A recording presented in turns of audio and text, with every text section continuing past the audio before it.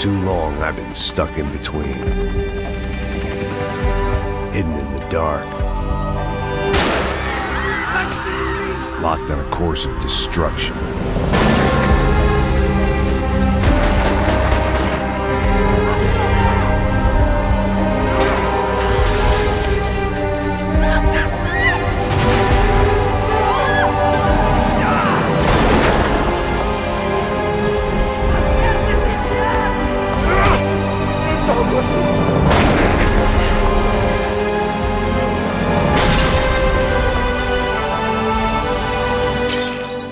Time moves forward, and nothing changes. It's been 9 long years since we've seen our dual-wielding, self-loathing, alcohol-drinking, hard-boiled hero, Max Payne. Shifting hands from developer Remedy to the juggernaut that is Rockstar brings a new engine, new physics, a new style, and a new look for our hero. Can Rockstar merge modern gameplay with a classic feeling in the classic gameplay, yet still have Max Payne be the badass he once was? Let's find out. I had no idea who was behind any of this. I felt like a fool. I was a sweaty, gray-haired mess. Our hero, the ex-cop Max Payne, is still haunted and grieving from the death of his loved ones. He's knee-deep in self-loathing and has a serious addiction problem, decides to move from the mean streets of New Jersey to the even meaner streets of Sao Paulo, Brazil. Taking up a new job as the private bodyguard to the rich and powerful Branco family. But like usual for Max, things never go his way, especially when Rodrigo Branco's trophy wife, Fabiana, is kidnapped, which sets in motion a chain of events that draws Max into a much larger, darker, and sinister story. Trophy wife or not, I'd said I would protect the girl. The story of Max Payne 3 will actually take you through many different places and time periods in Max's life. Sao Paulo is a rich playground of colorful nightclubs, urban favelas, and other amazing locales. It's definitely the yin to the yang of the dark and snowy streets in New Jersey, but equally as dangerous, if not more. This kind of place made me want to puke. I needed a real drink to deal with the electronic music and the robotic people. The single player to this game is the reason why you want to run out and go buy this game. The story is amazing. Rockstar did an amazing job with this story. I love the fact that it constantly keeps you moving forward while at the same time giving you a chance to go back and revisit early Max and understand how he got himself in this mess in the first place. It was a lot of fun trying to survive the dark streets of New Jersey, and then the next minute you're on a yacht party in the Panama Canal blasting wave upon wave of guys trying to take you out. All in all, the single player would take you about 12 hours to beat unless you play on a harder difficulty with no auto-aim, but I have to let you know, it's pretty difficult. You will die a lot. My favorite parts to Max Payne 3's story come in a standout performance of returning voice of Max, James McCaffrey. The first-person narrative and the film noir vibe is amazing. You can tell that Max has been through a lot and it just adds to him as a person. But beyond the engrossing dialogue and seeing Max struggle with bad choices and an addiction just grew me closer into the story.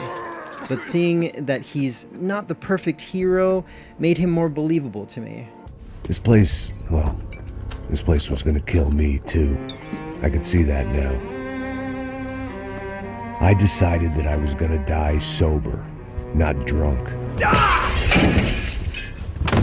The world of Max Payne is really brought to life thanks to the combination of the Euphoria technology and Rockstar's very own amazing graphic engine.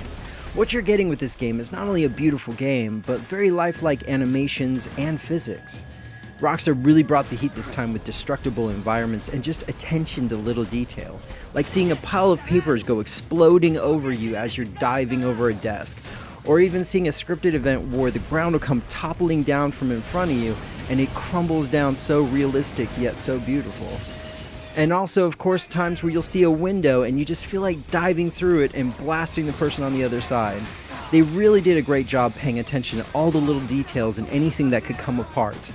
If you've ever played GTA 4 or you've ever played Red Dead, then you know what I'm talking about when I say that There are just moments in these games that you either will never experience in another game, or maybe someone else will experience something that you didn't.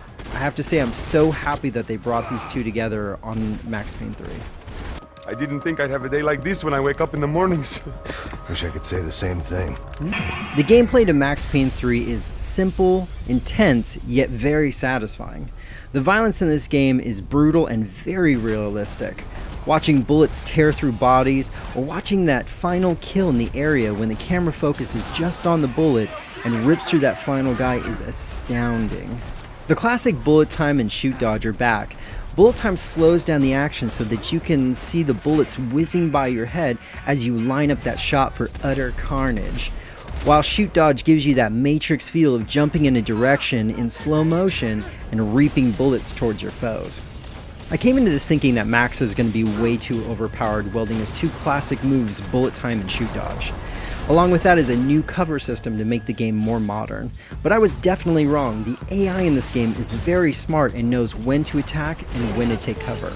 I would constantly go into a shoot dodge to take out an enemy, yet not realize that there were two in the back taking cover just waiting for me to land. I also felt like I never really had a lot of bullet time to use, especially on the harder difficulties when you really need to take effective shots and play very tactically. Added to that is the classic painkiller health system. I really enjoyed how you could fill your health up, peek your head out, and one shot to the face would kill you instantly. It really evens the playing field, feels fair, and adds a challenge to a game so that you have to play smart in return. The only problem I had with Max Payne 3's gameplay as a whole comes from the newly added Final Stand move. It's where you're fatally wounded but have at least one set of painkillers. You have a few seconds before you die to take out the enemy who shot you. If you manage to kill him, you will at least consume a small amount of the painkiller and be able to continue fighting. For the most part, this works really well, but there was a few times where this happened to me and the enemy would be in a weird angle behind a wall, so I had no way that I could shoot him. Or I would be shot by someone in a large group and I'd run out of bullets before I could figure out who shot me. Otherwise, you're left with this very slow and annoying death. But it's a rare occasion this happens, but it does occasionally happen. Tell you what I got. I got a gun, and if anybody thinks they're gonna take it from me, they'd be dead wrong. Once you're done with the single player, there's still a lot of stuff that you can do in the form of arcade mode and multiplayer. In arcade mode, there are two different types of modes you can play. There's Score Attack and New York Minute. In Score Attack, you get to re-go through all the chapters from the single player, except every kill, you being accurate, and all the different maneuvers, whether it's shoot dodge or other maneuvers, actually accumulate more and more points towards your overall score. I actually found this to be pretty addictive, re-going through all the chapters again and seeing how high of a score that I could actually put up. New York Minute, however, is a different type of experience. You get to go through the same chapters as the single player, but you only have 1 minute to beat the entire game. The hook here is every kill you get gives you more time. I'm happy that they brought this back from Max Payne 2, and I definitely plan on playing more of it. Both the arcade modes, whether it's Score Attack or New York Minute, were highly addictive, and they really definitely make you want to re-go through the game in a different way. One of the biggest surprises for me with Max Payne 3 is that it came along with a robust multiplayer. It's sheer pandemonium at its finest.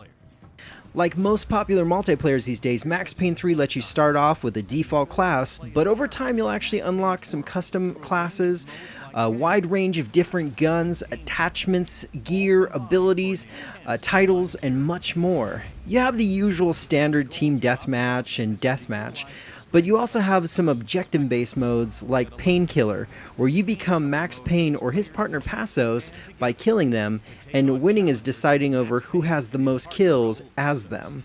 Think of it as Max Payne 3's version of King of the Hill. If you're not Max Payne or Passos, you have an entire team gunning for you, but you have painkillers and other special abilities at your disposal. And Gang Wars is a 5-round team game where the objective varies round. The special thing about this mode is that you never know what type of mode is going to come up next, so the randomness really keeps things on your toes. I'd say that by far this is my favorite mode. You really need to have a good team working together to succeed at this mode. The fireworks display was clearly in my honor, making sure everyone knew to roll out the red carpet for their surprise guest. Max Payne 3 is by far one of the best games to come out this year, and could possibly be one of the best games to come out this console generation.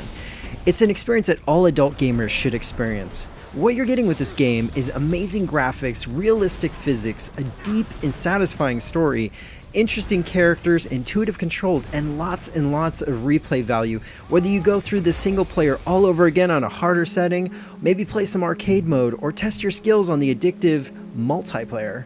Overall, this game is amazing. I would definitely pay $60 for this game.